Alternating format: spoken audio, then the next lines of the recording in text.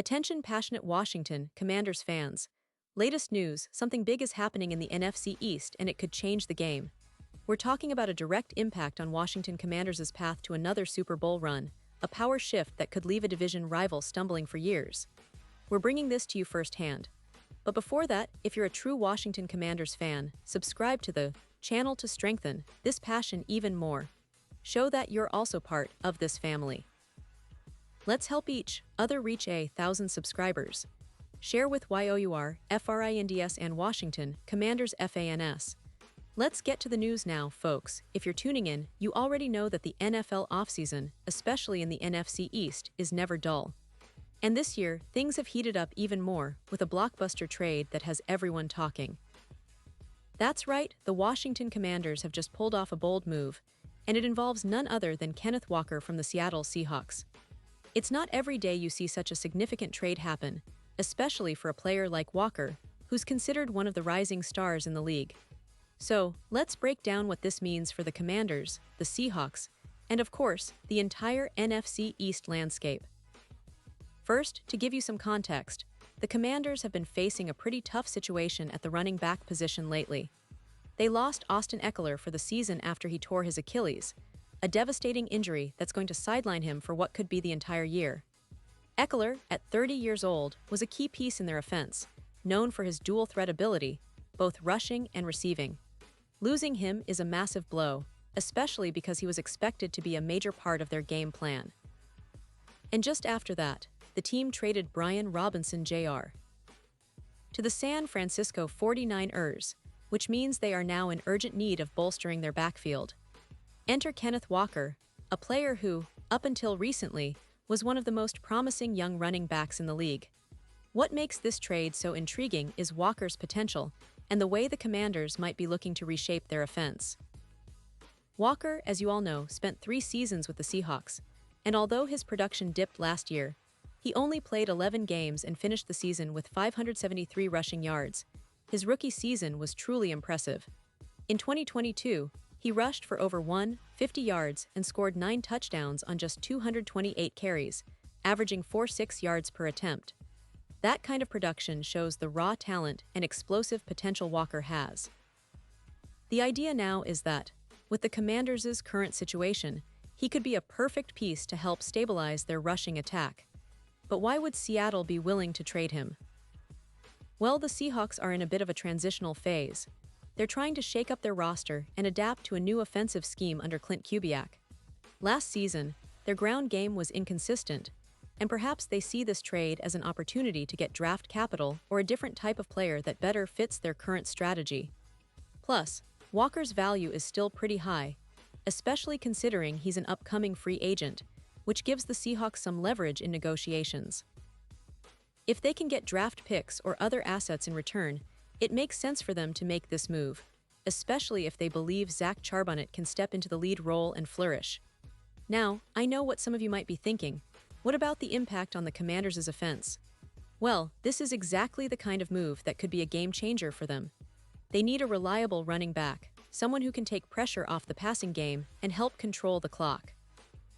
Walker's youth and explosiveness could revitalize their rushing attack, especially if he regains the form he showed in his rookie year. And let's be honest, the NFL is increasingly a league where the running back position is about versatility and big play ability, which Walker definitely brings to the table. Additionally, this trade could be a strategic move for Seattle to balance their roster under new leadership. With a different offensive scheme, they might be looking for a running back with a specific skill set, something Walker can provide, especially in terms of explosiveness and home run potential. And considering Walker's age, just 25, he still has a lot of prime years ahead of him. The Seahawks might be thinking long-term, especially with the possibility of transitioning to a different offensive identity or trying to develop Zach Charbonnet as their feature back. So for the Commanders, acquiring Walker is not just about filling a need. It's about injecting some burst and youth into their backfield. It's about making a statement that they're serious about contending, about winning now, and perhaps about building a balanced offense that's difficult to stop.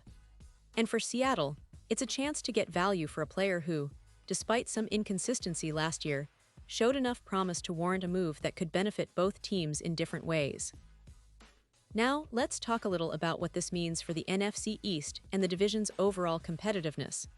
The Commanders, with this addition, could see their offensive firepower increase significantly. Having a player like Walker, who can break off big runs, catch out of the backfield, and provide a new dimension, will make their offense more unpredictable. This could translate into more wins, especially against division rivals who are already tough opponents.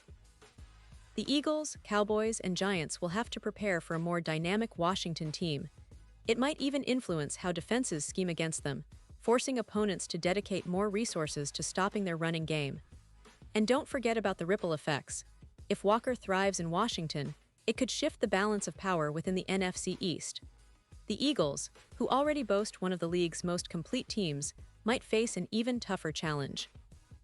The Cowboys, always a tough out, will need to adapt their defense to contain a more versatile Commanders' offense. Meanwhile, the Giants, in rebuilding mode, will have to keep pace with a division that's becoming more competitive every year. This trade also signals how serious Washington is about competing now. Adding a player like Walker shows they're not just in a rebuild, they're in it to win. On a broader level, this move also highlights how teams are becoming more strategic in their roster management. With the NFL's salary cap and draft capital playing such crucial roles, teams are constantly looking for ways to maximize value. Trading a player like Walker, who still has significant upside, for draft picks or other assets, can be part of a longer-term plan to build a balanced and competitive roster. The Seahawks, by moving Walker now, might be setting themselves up for future success, especially if they can develop their other young players or add depth through the draft. From the perspective of the fans, especially the Commanders' faithful, this is a thrilling development. It shows that the front office is willing to make bold moves to improve the team. The fans have been eager to see more explosive plays and a more dynamic offense, and acquiring Walker could be just the boost they need. It's also a reminder that NFL teams are always in flux, always looking for that edge. Sometimes it's in the draft, sometimes through trades, but it's always about making the team better for the here and now. Of course, there are still questions. Will Walker be able to rebound from last year's limited workload? Can he regain the form that made him a 1-0-yard rusher? And how quickly will he adapt to the Commanders' offensive scheme? These are uncertainties, but that's what makes this move so exciting. It's a gamble, yes, but a calculated one, and if it pays off, the Commanders could find themselves in a much stronger position as they push toward the playoffs. In terms of the bigger picture, this trade also reflects the evolving nature of NFL strategies.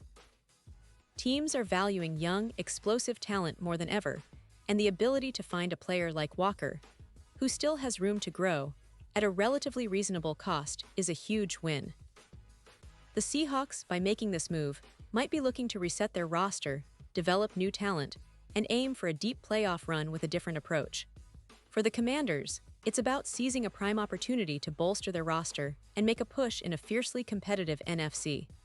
So, as we watch how this trade unfolds and see Walker take the field in Washington, remember that this isn't just about one player or one team, but a shift, a new chapter for the Commanders, a strategic move for the Seahawks, and a reminder of how unpredictable and exciting the NFL can be. Every offseason, every trade, every signing has the potential to reshape the landscape, and this one might just be the beginning of something special for the Washington Commanders. They're clearly serious about contending, and with Walker now in the mix, they've added a piece that could be instrumental in their quest for greatness. Pause here, just for a second. If you want the YouTube algorithm to keep recommending the latest Washington Commanders news to you, it's super important that you leave a like on this video. Go ahead, it's quick and it makes a big difference. Thank you. Now let us continue with the big reveal. And now, Washington Commanders fans, I want to hear from you. What's your take on this move? Do you think Kenneth Walker will be the spark that propels this team to new heights? Or do you believe the price was too high? Drop your thoughts in the comments below. Your opinions really matter to us and to the future of the team. Remember, the NFL offseason is just getting started, and there's so much more to come. I'll be back soon with all the latest updates, interviews, and analysis, so stay tuned for everything Washington Commanders. This is a team on the rise, and with moves like these, they're showing that their eyes are firmly set on the prize. Thanks for watching, and as always, go Commanders!